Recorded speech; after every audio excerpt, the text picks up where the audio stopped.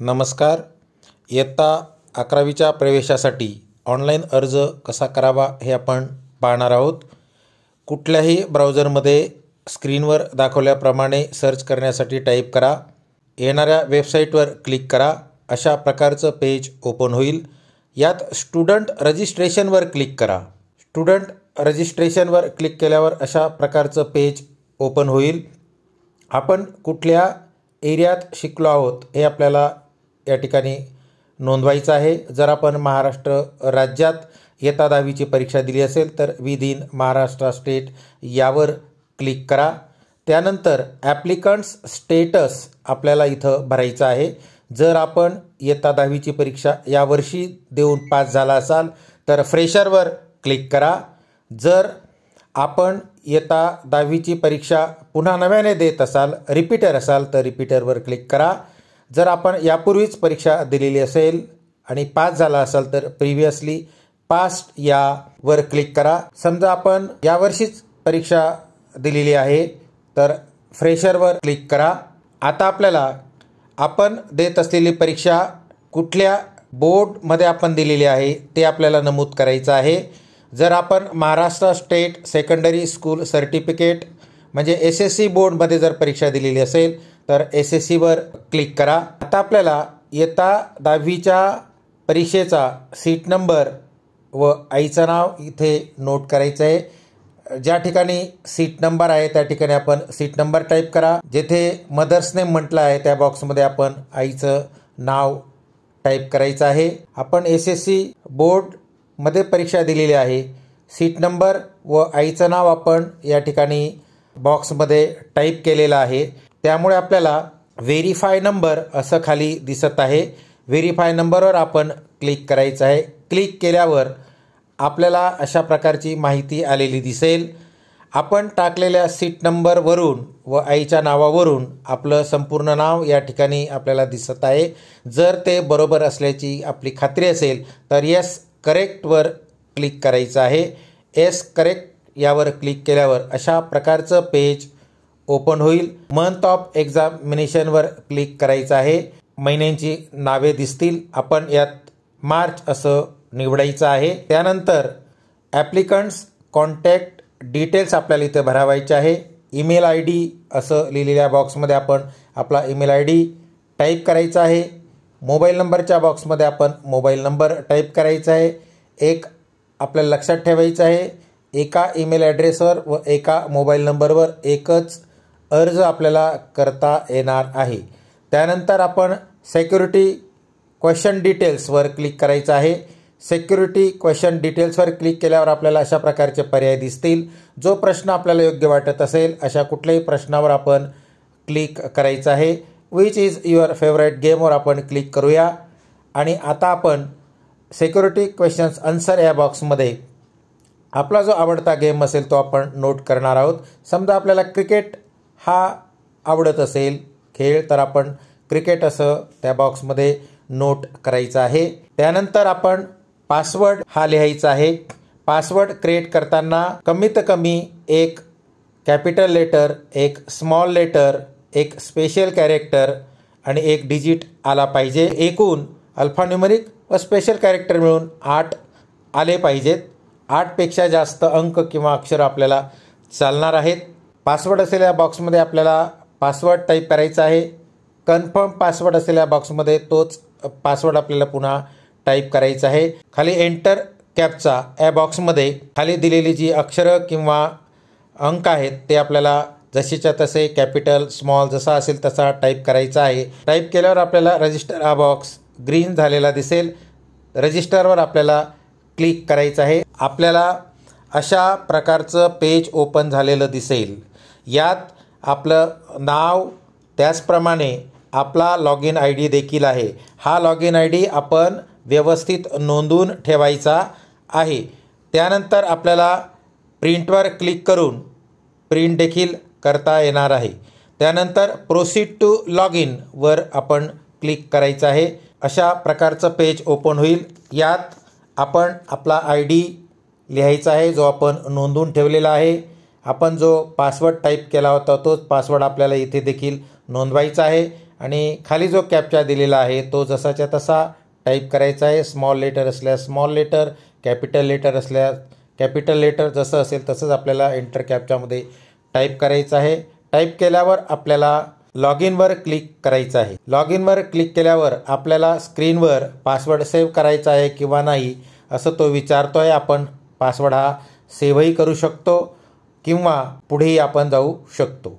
आता आपल्याला अशा प्रकारचं पेज ओपन झालेलं दिसत आहे. यामध्ये आपला ID आपल्याला दिसत आहे. त्यानंतर आपल्याला आता ज्युनियर कॉलेज हे सिलेक्ट करायचं आहे. आपल्याला कुठल्या स्ट्रीममध्ये ॲडमिशन घ्यायचं आहे, आर्ट, सायन्स, कॉमर्स, ते आपल्याला इथे निवडायचं आहे. स्ट्रीमवर आपल्याला क्लिक करायचं आहे. स्ट्रीमवर क्लिक केल्यावर अशा प्रकारच्या ब्रांचेस आपल्याला दिसतील, आर्ट्स, कॉमर्स, सायन्स. आपल्याला जी ब्रांच हवी असेल त्यावर आपल्याला क्लिक करायचं आहे. समजा सायन्स ब्रांच हवी असेल तर सायन्सवर आपण क्लिक करायचं आहे. त्यानंतर आपल्याला मीडियम निवडायचं आहे. मराठी, इंग्लिश, हिंदी, गुजराती, उर्दू, कन्नड अशा प्रकारचे मीडियम्स उपलब्ध आहेत. यापैकी ज्या मीडियममध्ये आपल्याला प्रवेश हवा आहे त्यावर आपल्याला क्लिक करायचं आहे. समजा मराठी मीडियम आपल्याला हवा असेल तर मराठीवर आपण क्लिक करायचं आहे. त्यानंतर आपल्याला रिजन निवडायचं आहे. जर आपल्याला नाशिक रिजन निवडायचं असेल तर नाशिक यावर क्लिक करा. आपण जो स्ट्रीम निवडलेला आहे त्याचं स्टेटस आपल्याला निवडायचं आहे. एडेड म्हणजे अनुदानित, सेल्फ फायनान्स म्हणजे स्वयंअर्थसहाय्यित, गव्हर्नमेंट म्हणजे सरकारी, पार्शियल एडेड म्हणजे अंशतः अनुदानित, अनएडेड. समजा आपल्याला पार्शियली एडेड असं कॉलेज निवडायचं असेल तर पार्शियल एडेडवर आपण क्लिक करायचं आहे. त्यानंतर आपल्याला कॉलेजचा टाईप हा निवडायचा आहे. त्यासाठी कॉलेज टाईपवर आपण क्लिक करायचं आहे.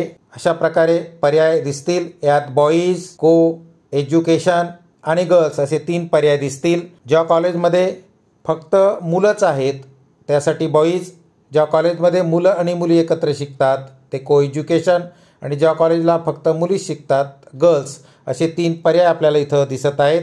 जर आपल्याला मुलं मुली एकत्र शिकतायत असं कॉलेज निवडायचं असेल तर को एज्युकेशन यावर क्लिक करा. आपल्याला असं वाटत असेल की फक्त मुली जिथं शिकतात तेच कॉलेज आपल्याला निवडायचं आहे तर मात्र आपण पुन्हा गर्ल्स हा पर्याय देखील निवडू शकतो. आपण अशा प्रकारे एक किंवा एकापेक्षा जास्त पर्याय देखील यात निवडू शकतो. त्यानंतर आपल्याला जिल्हा निवडायचा आहे. त्यासाठी आपण डिस्ट्रिक्टवर क्लिक करायचं आहे. डिस्ट्रिक्टवर क्लिक केल्यावर आपल्याला अशा प्रकारचे जिल्हे दिसतील. समजा आपण नंदुरबार डिस्ट्रिक्ट सिलेक्ट केलेला आहे. त्यानंतर आपल्याला एरिया निवडायचा आहे. एरिया यावर क्लिक केल्यावर आपल्याला नंदुरबार जिल्ह्याचे जे तालुके असतील ते आपल्याला दिसतील. आपल्याला जो तालुका हवा असेल त्या तालुक्यावर आपल्याला क्लिक करायचं आहे. त्यानंतर आपल्याला जर विशिष्ट अशा शाळेचीच माहिती जाणून घ्यायची असेल तर युडायस कोडवर आपण क्लिक करू. युडायस कोड त्या कॉलेजचा आपल्याला टाईप करायचा आहे आणि त्यानंतर सर्च कॉलेज यावर क्लिक करायचं आहे. सर्च कॉलेज यावर क्लिक केल्यावर आपल्याला त्या कॉलेजची माहिती दिसते आहे. ते कॉलेज कुठल्या एरियात आहे, आपण निवडलेला स्ट्रीम आपल्याला दिसतो आहे. ते कॉलेज पार्शियली एडेड आहे कारण आपण तो पर्याय निवडलेला आहे. माध्यम मराठी आपल्याला दिसतो आहे. त्याचप्रमाणे कुठल्या कॅटेगरीसाठी कुठल्या प्रकारच्या जागा आहेत तेही आपल्याला या ठिकाणी दिसतं आहे. समजा आपल्याला असं वाटत असेल की एकच कॉलेज न निवडता एकापेक्षा अधिक कॉलेजेस आपल्याला हवी आहेत तर अशा वेळेला आपण एरिया न निवडता नंदुरबार असेच जर आपण ठेवले तर आपल्याला नंदुरबार जिल्ह्यातले सर्व कॉलेजेस या ठिकाणी दिसणार आहेत. जर आपल्याला नवापूर या एरियातील सर्व कॉलेजेस हवे असतील तर एरियामध्ये आपण नवापूर हे सिलेक्ट करायचं आहे. समजा आपण नंदुरबार सिलेक्ट केलं असेल तर आपल्याला नंदुरबार जिल्ह्यातले सर्व कॉलेजेस या ठिकाणी आपल्याला दिसतील अशा पद्धतीने. आता आपल्याला स्क्रीनवर असलेल्या डाव्या बाजूकडील 3 रेघांवर क्लिक करायचं आहे. क्लिक केल्यावर आपल्याला अशा प्रकारचे पर्याय आलेले दिसतील. आपण ॲप्लिकेशन पार्ट 1 भरत आहोत म्हणून ॲप्लिकेशन पार्ट 1 वर क्लिक केल्यावर अशा प्रकारचे पर्याय आपल्याला दिसतील. आता आपण यातील प्रत्येक गोष्ट जाणून घेणार आहोत. रजिस्ट्रेशन डिटेल्सवर क्लिक केल्यावर आपण जी माहिती भरलेली आहे ती आपल्याला यात दिसते आहे. जर ही माहिती बरोबर असल्याची आपली खात्री पटली असेल तर सेव्ह अँड नेक्स्टवर आपण क्लिक करायचं आहे. सेव्ह अँड नेक्स्टवर क्लिक केल्यावर आपल्याला पर्सनल डिटेल्स आपण जे भरलेले आहे ते आपल्याला दिसणार आहे. या पद्धतीने पर्सनल डिटेल्स जर बरोबर असल्याची आपली खात्री असेल तर आपण पुढील माहिती भरायची आहे. आता आपल्याला जन्मतारीख निवडायची आहे. डेट ऑफ बर्थवर क्लिक करून आपल्याला जन्मतारीख निवडायची आहे. सुरुवातीला आपल्याला जन्मसाल हे निवडायचं आहे. आता जन्मवर्ष निवडताना आपण यावर क्लिक करून अशा प्रकारे वर्षाची निवड करू शकतात. महिन्याची निवड करण्यासाठी आपल्याला स्क्रीनवर वरील उजव्या बाजूस जे 2 ॲरो दिलेले आहेत त्या ॲरोवर क्लिक करून आपल्याला महिने मागे पुढे करता येतात. योग्य महिना निवडून झाल्यावर त्यातील तारीख आपल्याला निवडायची आहे. अशा प्रकारे आपण 15/7/2009 ही जन्मतारीख निवडलेली आहे. जर ही जन्मतारीख आपली चुकीची आहे किंवा चुकून निवडली गेली आहे असे वाटत असेल तर आपण पुन्हा डेट ऑफ बर्थवर क्लिक करून जन्मतारीख अचूक असल्याची खात्री करावायची आहे. आता आपल्याला पुढे जायचे आहे. Have you passed from government, जिल्हा परिषद और म्युनिसिपल स्कूल असं आपल्याला विचारलेलं आहे. आपण SSC बोर्डमधून परीक्षा दिली आहे म्हणजे गव्हर्नमेंटमधून आपण परीक्षा दिली आहे म्हणून आपल्याला येसवर क्लिक करायचं आहे आणि सेव्ह अँड नेक्स्टवर क्लिक करायचं आहे. अशा प्रकारचे पेज ओपन होईल. आता आपल्याला ॲड्रेस डिटेल्स यात भरावायचे आहे. ॲड्रेस असं लिहिलेल्या बॉक्समध्ये आपल्याला ॲड्रेस टाईप करायचा आहे. पिनकोड असं लिहिलेल्या बॉक्समध्ये आपल्याला आपल्या गावाचा पिनकोड हा टाईप करायचा आहे आणि आपल्याला स्टेट निवडायचं आहे. स्टेटवर क्लिक केल्यावर आपल्याला सर्व राज्यांचे पर्याय उपलब्ध होतात. त्यापैकी आपण जर महाराष्ट्र राज्यात असू तर महाराष्ट्र यावर क्लिक करायचं आहे. आता आपल्याला आपला जिल्हा निवडायचा आहे. डिस्ट्रिक्ट यावर क्लिक केल्यावर आपल्याला सर्व जिल्ह्यांची यादी उपलब्ध होते. त्यात आपला जो जिल्हा असेल तो आपल्याला निवडायचा आहे. अशा प्रकारे आपण जिल्हा निवडलेला आहे. आता आपल्याला ॲप्लिकंट्स कॉन्टॅक्ट डिटेल यामध्ये आपला मोबाईल नंबर व ईमेल ॲड्रेस नमूद करावायचा आहे. मोबाईल नंबर 1 मध्ये आपण पूर्वी नोंदणी केलेला मोबाईल नंबर दिसतो आहे. जर आपल्याकडे संपर्कासाठी अजून एखादा मोबाईल नंबर उपलब्ध असेल तर तो मोबाईल नंबर 2 यामध्ये टाकायचा आहे. जर उपलब्ध नसेल तर नाही टाकला तरी चालणार आहे. लँडलाईन फोन नंबर असला तर टाकायचा, नसेल तरी चालणार आहे. त्यानंतर ईमेल ID आपण जो पूर्वी नोंदवलेला तोच आपल्याला इथे दिसतो आहे. माहिती बरोबर असल्याची खात्री पटत असेल तर सेव्ह अँड नेक्स्ट यावर क्लिक करायचं आहे आणि पुढे जायचं आहे.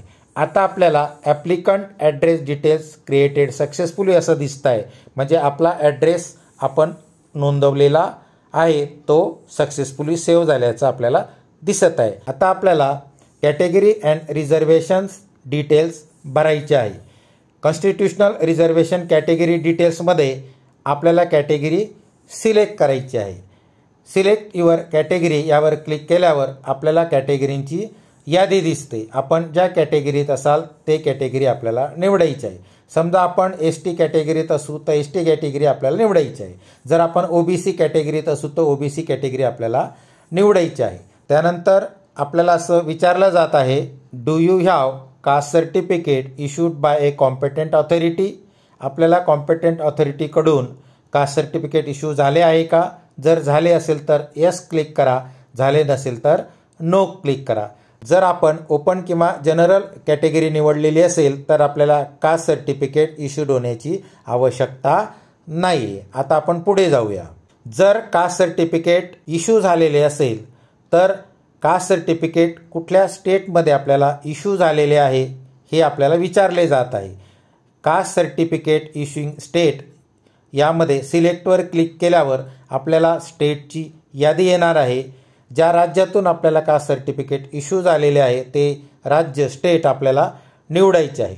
त्यानंतर कास्ट सर्टिफिकेट इश्यूइंग डिस्ट्रिक्ट कुठल्या जिल्ह्यातून आपल्याला हे कास्ट सर्टिफिकेट इश्यू झालेलं आहे ते आपल्याला सिलेक्ट करायचं आहे आणि त्यानुसार ज्या जिल्ह्यातून आपल्याला एक कास्ट सर्टिफिकेट इश्यू झालेलं असेल ते आपल्याला सिलेक्ट करायचं आहे. Select your category for admission यावर क्लिक करून आपण ॲडमिशनसाठीची कॅटेगरी सिलेक्ट करायची आहे. आता आपल्याला काही गोष्टी सिलेक्ट करावायच्या आहेत. त्यामध्ये does applicant belong to handicap, दिव्यांग, हिअरिंग डिसॅबिलिटी कॅटेगरी. जर आपण दिव्यांग असाल तर आपल्याला येसवर क्लिक करायचं आहे. जर आपण दिव्यांग नसाल तर नोवर क्लिक करायचं आहे. पुढे does applicant belong to earthquake or project affected. जर आपण एखादा प्रकल्पग्रस्त असाल किंवा धरणग्रस्त असाल आणि त्याचं जर प्रमाणपत्र आपल्याकडे असेल तर येसवर क्लिक करा, नाहीतर नोवर क्लिक करा. पुढे has applicant's parent been transferred to online process area. जर ऑनलाईन प्रोसेस एरियामध्ये, जसं की आपला ऑनलाईन प्रोसेस एरिया हा नाशिक आहे, आणि जर आपण अन्य रिजनमधून अन्य एरियातून इकडे ट्रान्सफर झालो असू तर आपण येसवर क्लिक करायचं आहे. जर आपला एरिया तोच असेल तर आपण नोवर क्लिक करायचं आहे. त्यानंतर whether applicant's grand parents freedom fighters. जर ग्रँड पॅरेंट्स फ्रीडम फायटर असतील, स्वातंत्र्य सैनिक असतील, तर त्यांनी येसवर क्लिक करायचं आहे. मात्र त्याचं प्रमाणपत्र असणं आवश्यक आहे, नाहीतर नोवर क्लिक करायचं आहे. Does applicant's parents belong to serviceman, एक सर्व्हिसमॅन कॅटेगरी. जर तसं असाल तर येस क्लिक करा, नाहीतर नोवर क्लिक करा. Does applicant belong to sports category. जर स्पोर्ट कॅटेगरीमध्ये आपण बिलॉंग करत असाल, एखादं राज्यस्तरीय किंवा आंतरराष्ट्रीय स्तरावरचं आपलं काही प्रमाणपत्र असेल तर आपण येसवर क्लिक करा, नसेल तर नोवर क्लिक करा. सेक्शन जी मध्ये if you are following under category of orphan. जर आपण ऑर्फन असाल, अनाथ असाल तर येसवर क्लिक करा, नाहीतर नोवर क्लिक करा. मायनॉरिटी कोट्यात आपल्याला ॲडमिशन हवं असेल तर आपण येसवर क्लिक करा, नाहीतर नोवर क्लिक करा. जर आपण इन हाऊस कोटा ॲडमिशन यात ॲडमिशन करू इच्छित असाल, जर आपण इयत्ता 10वीपर्यंत शिकला आहात आणि त्याच ठिकाणी ज्युनियर कॉलेज असेल आणि तेथे जर तुम्हाला हवा असलेला स्ट्रीम उपलब्ध असेल, आर्ट सायन्स कॉमर्स जो आपण निवडला आहे तो जर उपलब्ध असेल आणि आपल्याला तेथे ॲडमिशन हवे असेल तर इन हाऊस कोटा ॲडमिशन यात येसवर क्लिक करा. जर आपण इयत्ता 10वीत जिथं शिकत होतो तिथे जर कनिष्ठ महाविद्यालयाला आपण निवडलेला स्ट्रीम नसेल तर नोवर क्लिक करा. जर सर्व माहिती अचूक भरली असेल तर सेव्ह अँड नेक्स्टवर क्लिक करा. आपण SSC बोर्डमधून परीक्षा दिली असल्याने येथे सर्व माहिती आपोआप आलेली दिसते आहे. ज्या विद्यार्थ्यांनी SSC बोर्डमधून परीक्षा दिलेली नाही त्यांना मात्र हे भरायला लागणार आहे.